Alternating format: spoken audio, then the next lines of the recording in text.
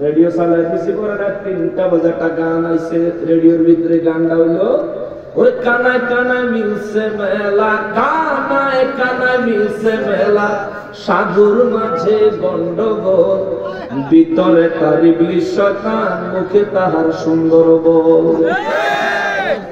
আমি কই কেডার লেখছে তার ভাগে চা খাওয়াইলাম বলে একবারে পাক্কা ওয়াহাবির কথা বলেছে রে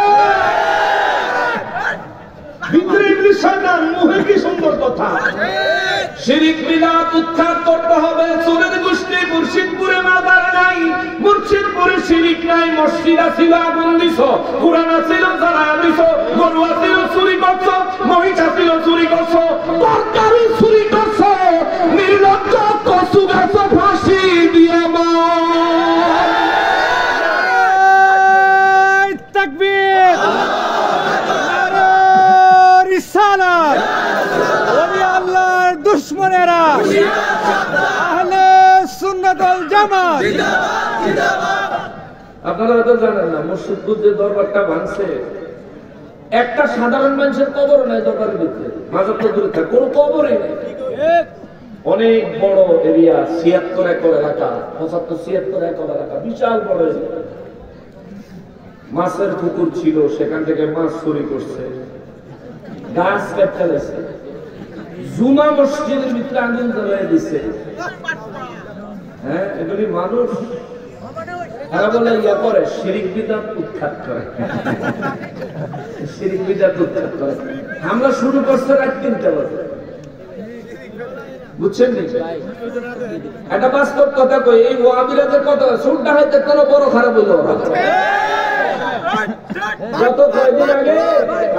গত কয়দিন আগে আপনাদের বানসালাম পুরাইছিলাম এক জায়গায় মাহফিল থেকে ফেরার সময় রাস্তার মধ্যে গাছ চালাই না ছায়া দেখে অনেক চাচার আকারে রয়েছে অনেকের ধরে নিলেন আর আমি তো বসছি সামনে গাড়ি নিয়ে মাহফিল থেকে আসার কথা এখন আমাকে গাড়ির কাছে এসে গ্লাসটা তখন নামায় দিছি আমি ড্রাইভিং এ আমার দেখে চিনছি চিন্তা সালাম দিয়ে হুজুর আপনারা যান না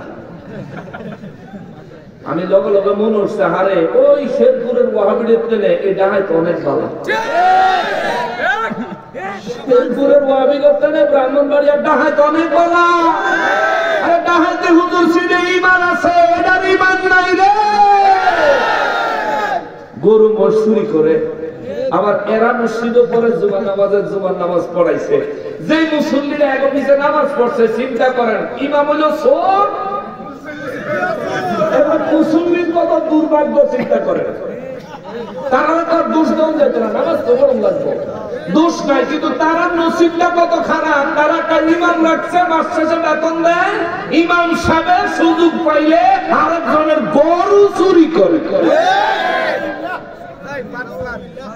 মুসলমানেরা আমার প্রিয় নবীর উম্মতেরা হাজার বছর বাঁচতে চাই না সিংহের মতো 1 ঘন্টা বাঁচলেই যথেষ্ট হাজার বছর হচ্ছে কি করব যদি কাজে লাগে 1 ঘন্টা বাচ্চা কাজে লাগাই দিব কারবালার ময়দানে ইমাম হুসাইন রাদিয়াল্লাহু তাআলা আনহু বাতিলের সাথে রক্তে রক্তে শহীদ হয়ে গেছে কিয়ামত পর্যন্ত নবী প্রেমিকদের অন্তরের বাদশা হয়ে গেছে বাতিলের সাথে আপোষ করে আমিও করি না করতাম না গাড়ি বানবা মারবা মারলেইবা যা মনে চায় তোরে আল্লাহ জালাওয়ায় তোর কাছ থেকে ভালো কিছু আশা করি না আমরা আস্তে আস্তে সবর সবর তোর কাছ থেকে ভালো কিছু আশা করি না এবার তোর যা মনে চায় তুই তা কর তবে মনে রাখিস বললে একলা না তোকে 10টা লইয়া মরবো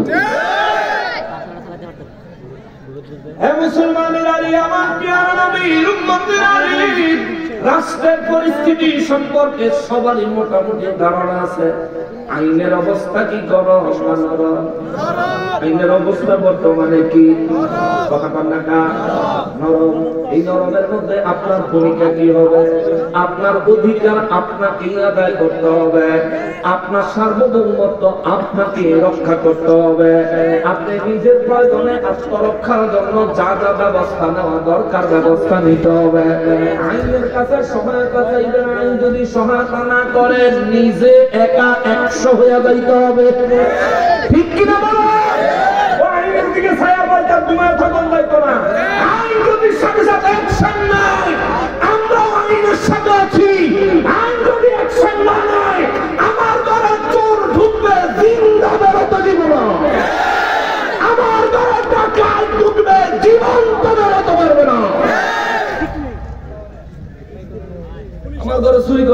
নিয়ে কেউ বেঁচে থাকে। একবার থানার গিয়ে বলছিল যে সব আমার ঘরে চুরি হয়েছে লেখেন চোরের আপনি দেখছেন নি? দেখছি। দেখছেন কহ হয়তো ধরলেন না? ধর্মটা ধরুন কি আমার কাম নেই, ধরুন দিয়ে আপনার কাম। কথায় আপনি কিচ্ছেন? আমি ধৈর্য ধরছি। কিচ্ছে ধৈর্য ধরছি। আমরা সুন্নির অবস্থায় সন্তান, আমরা খালি ধৈর্য ধরি। ওয়াহাবিরা করে বড় বড় আসলে বাস দিয়ে যায়, আমরা খুব ধৈর্য ধরি। আমরা খুব ধৈর্য। এই কথা নরম হওয়া আবু বকরের স্বভাব, গরম হওয়া ওমর রাদিয়াল্লাহু স্বভাব। খালি আবু বকর নয়, আবু বকর, ওমর, ওসমান, আলীকে অন্তরে ধারণ করো, কারবালার শহীদদেরকে অন্তরে ধারণ করো। হয়তো আমার অধিকার আমি পাবো, নয়তো শহীদ হয়ে যাবো। এমনি বাস্তব বলি, ছাগলের মতন বাচ্চা আপনার যে কোনো সময় জবাই করে দিবে, সিংহের মতো বাচ্চা। উদ্দূরের সিংহটাও তোমার হাতিটাও গিয়ে আপনার, আর উদ্দূরের সিংহটাকে যে কত বড় হাতিটাও গরুর উপরে থাকে, বুঝছেন না? এই জন্য বলি, ওই বেড়া থানার দিয়ে অফিসাররা কয় বলে আমি দেখলাম হাতে ঘরে ঢুকলো কেমনে শীতকে, তারপরে হাতের ফিঙ্গরে তো লঙ্গিটা খুললাম আর বিছাইলো, তারপরে কয় আমার বালিশের নিচে তো সাবিলে নিল, তারপরে সবকিছু লই আর লঙ্গির ভিতরে গুছাইলো, তারপরে গুছাই ফোটা বান্ধা কান্দা করে বাইরে চলে গেল। ততক্ষণ আপনি কি করলেন? ধৈর্য ধরে দেখলাম। অফিসারকে আমিও ধৈর্য ধরে দেখতেছি আপনার বাড়িতে ঘুমাইতে। পুলিশ আপনাকে প্রোটেকশন দিবে কখন? আপনার নিজেরটা তো নিজে অন্তত পক্ষে সেভ করতে হবে, সেভ করার চেষ্টা করতে হবে। এর পড়াশোনা মুসলমানেরা, আমার পেয়ারা নবীর উম্মতেরা, এই দিকে প্রশ্ন দিতেছে তো তোমরা হেন নামাজ করলে আমার নামাজ কাটা হবে। মহান রব্বুল ইজ্জত কালামে হাকিমে সূরা হাসরের 18 নম্বর আয়াত থেকে এই সমস্ত বিভিন্ন কারণে আল্লাহ মুনাফিকদেরকে বাদ দিছে, বলৎকারের দলের বাদ দিছে। বলৎকারের দল চিনেন? চিনেননি? কোরআন শরীফে বলৎকারের দলের কথা আমার আল্লাহ কইছে, তবে ভালো কথা বলেন নাই, তাদের জন্য আযাবের কথা আমার আল্লাহ বলেছেন। হযরত লূত আলাইহিস সালামের জামানায় লূত নবী এক এলাকায় দ্বীনের দাওয়াত দিত, ইব্রাহিম নবী আরেক এলাকায় দ্বীনের দাওয়াত দিতেন। ইব্রাহিম নবীর কাছে একদিন হঠাৎ করে অনেকগুলো আসমানের ফেরেশতা মানুষ রূপে আগমন করলেন। ইব্রাহিম নবী মেহমান মনে করে ফেরেশতাদেরকে বসাইয়া নিজের ঘরে তাজা গরুর বাচ্চা, বাছুর একটু তাজা দেখিয়া যাতে করে খাইতে খাসির মতো নরম নরম লাগে, মজা মজা লাগে। ইব্রাহিম নবী অনেক গরু পালতেন, ইব্রাহিম নবী গরু কুরবানি করতেন। সুবহানাল্লাহ। ইব্রাহিম নবী গরুর গোশত অত্যন্ত বেশি পছন্দ করতেন। এই জন্য মুফাসসিরিনে কেরামের লেখে কেউ যদি গরুর গোশত খাওয়ার সময় ইব্রাহিম নবীর সুন্নাতের কথা মনে করে, আমার আল্লাহ তারে ইব্রাহিম নবীর সুন্নাতের উপর সওয়াব দান করবেন। সুবহানাল্লাহ। ইব্রাহিম নবীর কাছে একদম ফেরেশতা আসলেন, দেখতে মানুষের মতো। ইব্রাহিম নবী মনে করছে মেহমান, বাছুর জবাই করে দিয়া বাছুর রান্না করে তাদের সামনে খানা দিল। ফেরেশতারা খায়, কথা কোন? ফেরেশতারা কি খায়? ফেরেশতারা খায়, অসুবিধা হইতেছে কোনো? ফেরেশতারা তো খায় না। ফেরেশতাদের সামনে যখন নাকি ইব্রাহিম আলাইহিস সালাম খানা এনে দিলেন, ফেরেশতারা এই খানাগুলো সামনে পায়া একজন খালি আর একজনের দিকে চায়। আপনি যদি রোজাদার হন, এক্সাম্পল, আপনি যদি রোজাদার হন, আপনার সামনে দিনের বেলায় যদি পোলাও কোরবানি না দেয়, আপনারা 2-3 জন থাকলে কি করবেন? খাইবেন? একজন আরেকজনের দিকে চাইবেন আর কইবেন খিরে কি করে আমরা রোজা রাখছি, গেরাম তো ভালোই লাগে। গ্রান্ত বলেই লাগতেছে রাখছি তো রোজা কি করে অর্থাৎ আশ্চর্য হইয়া আমরা যেমন একজন আরেকজনের চেহারার দিকে তাকাবো। আমার নবী রাহমাতুল লিল আলামিনের আমার আল্লাহ কোরআনুল কারীমে সূরা নাযিল করে আয়াত নাযিল করে আল্লাহ বলেন নবী গো ইব্রাহিম নবীর বাড়িতে যেই দিন আমি রব্বুল আলামিন ফেরেশতার দল পাঠাইছিলাম, ইব্রাহিম নবী তাদেরকে বাছুর রান্না করে তাদের সামনে তাজা গোশত রান্না করে যখন দিলেন, ফেরেশতারা একজন আরেকজনের চেহারার দিকে খালি তাকায় হায় হায় কি করলো। ইব্রাহিম নবী বলেন আপনারা কি আমার উপর কোনো কারণে কষ্ট পেয়েছেন? বলে না। ইব্রাহিম নবী বলেন তাইলে খানা খাচ্ছেন না কেন? এই কথা বলতে দেরি হয়েছে, সঙ্গে সঙ্গে তাদের মধ্য থেকে একজন জবাব দেয়, ও আল্লাহর খলিলুল্লাহ ইব্রাহিম, আমরা দুনিয়ার মানুষের মতো দেখতে হলেও আমরা দুনিয়ার মানুষ না, আমরা হলাম রব্বুল আলামিনের পক্ষ থেকে প্রেরিত ফেরেশতা। চিৎকার দিয়া বলেন সুবহানাল্লাহ। ইব্রাহিম আলাইহিস সালাম একটু আতঙ্কিত হয়ে গেলেন, ভয় পেয়ে গেলেন।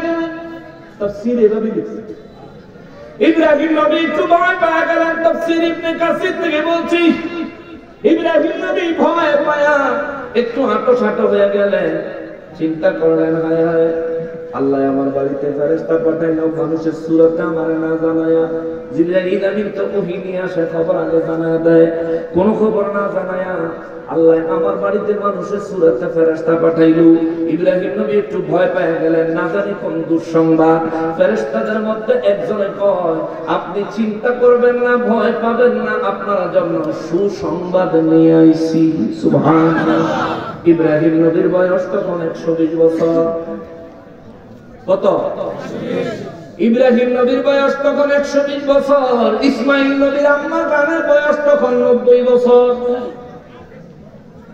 ইব্রাহিম নবী ইসমাইল আলাইহিস সালামের আম্মা জানের পর্দার আড়াল থেকে যখন শুনলেন মেহমানরা ইব্রাহিম নবীরে বলতেছে চিন্তা কইরেন না, দুঃসংবাদ না সুখবর লইয়া আইছি।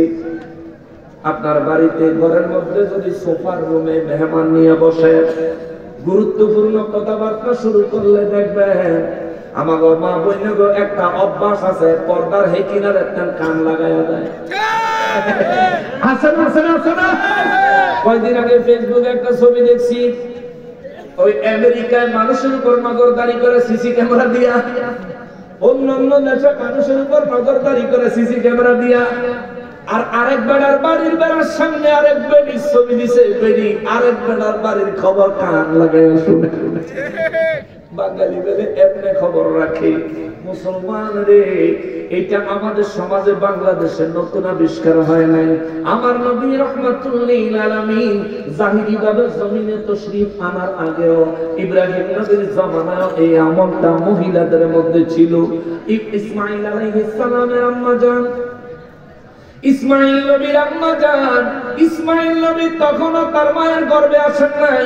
ইসমাইল নবীর আম্মা জান চিন্তা করলেন যেহেতু বলে ফেরেশতা, আবার কয় বিপজ্জনক খবর না সুসংবাদ।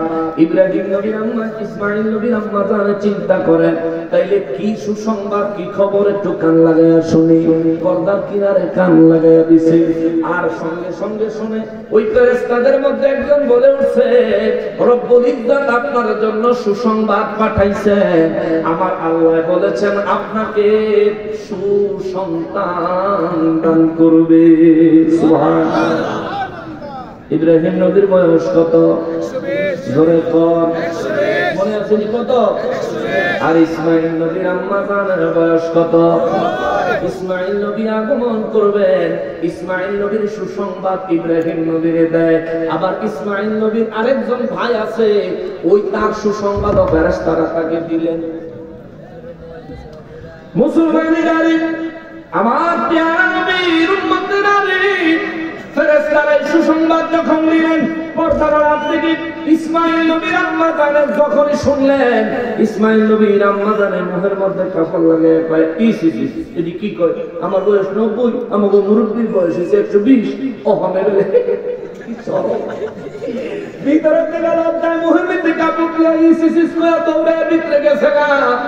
ইব্রাহিম নবীও হতবাক হয়ে গেছেন, কিরে বয়স 120, জান চলে না, আমরা সন্তান বলে দিব। সুবহানাল্লাহ। 120 বছরের পুরুষের ঔরসে 90 বছরের নারীর গর্ভেও সন্তান দিতে পারে কি? আমরা ধরে বলেন না কে? আল্লাহ যদি দেয় বয়স কোনো ব্যাপার না, আল্লাহ যদি দেয় বয়স কোনো ব্যাপার না, আল্লাহ যদি দেয় বয়স কোনো ব্যাপার না। ইব্রাহিম নবীর যখন নাকি ফেরেশতারা সুসংবাদ দিলেন, ইসমাঈল আলাইহিস সালামের সুসংবাদ, আবার তার ভাইয়ের সুসংবাদ, এই সুসংবাদ দেওয়ার পরে ইব্রাহিম আলাইহিস সালাম শুকর আদায় করলেন, আলহামদুলিল্লাহ। ইব্রাহিম নবী বলেন, এই সুখবর দেওয়ার জন্যই বুঝি আপনারা আমার বাড়িতে আগমন করলেন। ফেরেশতারা কয়, না না না, আমাদের আরো একটা কাজ আছে। কয় কি? ভাই আল্লাহ আমাকে পাঠাইছে লূত নবীর এলাকায় যাওয়ার জন্য। লূত নবীর এলাকায়। কি কারণে লূত নবীর এলাকায় যাবেন? ফেরেশতারা কয়, আল্লাহর পক্ষ থেকে সিদ্ধান্ত হয়েছে লূত নবীর এলাকাটা ধ্বংস করে দেওয়া হবে, বরবাদ করে দেওয়া হবে। এই ঘোষণা যখন রব্বুল ইজ্জাতের দরবার থেকে ইব্রাহিম নবী ফেরেশতাদের মুখে শুনলেন, ইব্রাহিম নবী থরথর করে কাঁপতে লাগলেন। ইব্রাহিম নবী বলেন, আল্লাহ কি এই সিদ্ধান্তটা একটু পরিবর্তন করতে পারেন না? ফেরেশতারা বলেন, অবশ্যই পারেন, তবে আল্লাহ যা সিদ্ধান্ত নিয়েছেন তাই হবে। ইব্রাহিম নবী বলেন, সেখানে লূত আছে, তিনি নবী, সেখানে অন্যান্য ঈমানদাররা আছে, তারা করে দেওয়া হয়। আমার লূতের হবে কি, ঈমানদারদের হবে কি? ফেরেশতারা বলেন, চিন্তা করবেন না, রব্বুল ইজ্জত বলেছেন ওই লূত নবীকে এবং ঈমানদারদেরকে হেফাজত করে বাকি সবাইকে ধ্বংস করে দিতে। চিৎকার দিয়া কোন আল্লাহু আকবার। এই জায়গা থেকে কি শিখলেন? এই জায়গা থেকে কি শিক্ষা গ্রহণ করবেন? বাতিলের সংখ্যা যতই হোক না কেন, নিশ্চয় একদিন আল্লাহ এমন গজব নাযিল করবে রে, সমস্ত বাতিলের অস্তিত্ব মিটে যাবে, ঈমানদাররাই রয়ে যাবে। ঠিক কিনা বলো? কত ফিতনা আইলো আর গেল, আল্লাহর ওলিরা রয়াই গেল, নবীর প্রেমিকরা রয়াই গেল, কত সরকার আইলো আর গেল, শাহজালালের মাজার রয়াই গেল, শাহজালালের মাজারে বোমা মাইরা ধ্বংস করার চিন্তা করার পরে আল্লাহ শাহজালালের নাম আইনা এয়ারপোর্টের উপরে লাগাইছে, অন শাহজালালের নামের নিচে দিয়া আইয়ে আর যায়, আইয়ে আর যায়। ঠিক কিনা বলো? যতই নিচে নামাইতে চাইবা, যতই ধ্বংস করতে চাইবা, রক্ষা করবে, শান বুলন্দ করবেন কে? আল্লাহ। বলেন না কে? আল্লাহ বুড়া হয়, আল্লাহ সিদ্ধান্তের কোন পরিবর্তন হয়? আগের আল্লাহ যেমন অহংকার, আল্লাহ তেমন। আমরা না বুড়ো হইলে শরীরে শক্তি কমে জায়গা, বুদ্ধি কমে জায়গা, কিন্তু মহান রব্বুল ইজ্জাতের কোন পরিবর্তন নাই। লূত নবীর এলাকায় আল্লাহ ফেরেশতা পাঠাইলেন জিবরাইল আমিনের নেতৃত্বে। একদল ফেরেশতা সেখানে গেলেন। ইব্রাহিম নবী কয়, যদি ঈমানদারদের কিছু না হয় তাহলে আমার কোনো আপত্তি নেই, যা মন চায় তা করবা। ফেরেশতারা রওনা দিলেন। লূত নবীর এলাকার মানুষগুলো এমন সভ্য ছিল, তারা লাওয়াতাপ করত, বলাৎকার করত, পুরুষে পুরুষে যৌন সঙ্গম করত, নারীতে নারীতে জেনায় লিপ্ত হইত। ওই লূত নবীর এলাকার মধ্যে ওই ফেরেশতারা যখন গেলেন, ফেরেশতারা কি আমরা সাধারণ মানুষের মতন কালা? আমি শেষ করে দিব? অল্প কিছু মোটামুটি 1 ঘন্টা কাছে এসে আমার কিছু টাইম দেন, আধা ঘন্টা টাইম দেন, আধা ঘন্টা টাইম দেন। আমি আয়াতে কারিমার উপর কথা বলবো, আগে পিছনে বুঝাই না, অসুবিধা হবে? আচ্ছা, আর যারা ওয়াজ শুনবেন এরা বলেন, আমার কথা যারা ওয়াজ শুনবেন তারা। লূত আলাইহিস সালামের এলাকায় ফেরেশতারা যখন মানব সূরতে গেলেন, ফেরেশতারা তো নূরের ফেরেশতা, ফেরেশতাদেরকে দেখতে অত্যন্ত সুন্দর লাগে।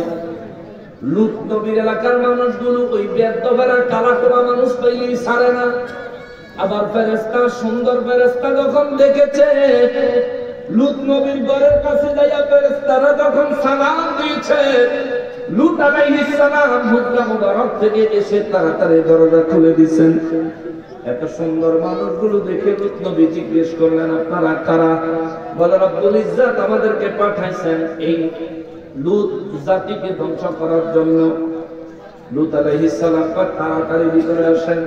তাড়াতাড়ি ভিতরে ঢুকায়া লূত নবী দরজাটা বন্ধ করে দিয়েছেন। এই ঘরের থেকে পরের ঘরে নিয়ে তার দরজা বন্ধ করে দিয়েছেন। ওই ঘরের থেকে তার পরের ঘরে নিয়ে তার দরজা বন্ধ করে দিয়েছেন। তিনটা দরজা বন্ধ করে ওই জায়গায় রাইখা লূত নবী বললেন, আমি বড় আতঙ্কে আছি, বড় ভয়ে আছি। এই জাতি বড় খারাপ, এই জাতি বড় খারাপ। এমন আছে ওরা আপনাদের উপর নরপিশাচের মতো হামলায় পড়তে পারে। লূত নবীর কাছে এই কথা শুনে ফেরেশতারা কয়, আইতে দেন। সুবহানাল্লাহ। ফেরেশতারা কয়, আইতে দেন, খেলা হবে।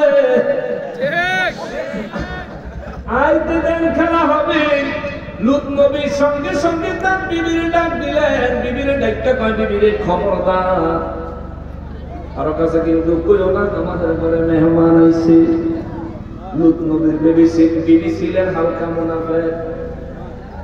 হালকা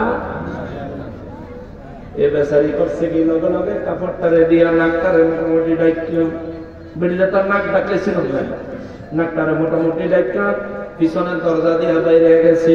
এলাকাবাসীর যে খবর দিছে, তোমরা না বইয়া রইছো, লূত নবীর বাড়িতে এমন এমন মেহমান আছে যাদেরকে দেখলে তোমরা লোক সামলাইতে পারবা না।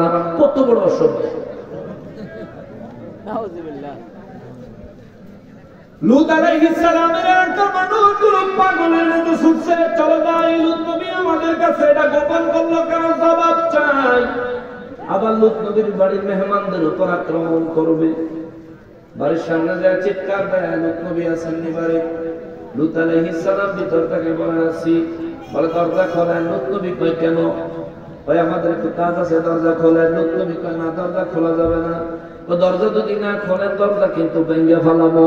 লূত নবী বলেন, দরজা ভাঙবা কেন?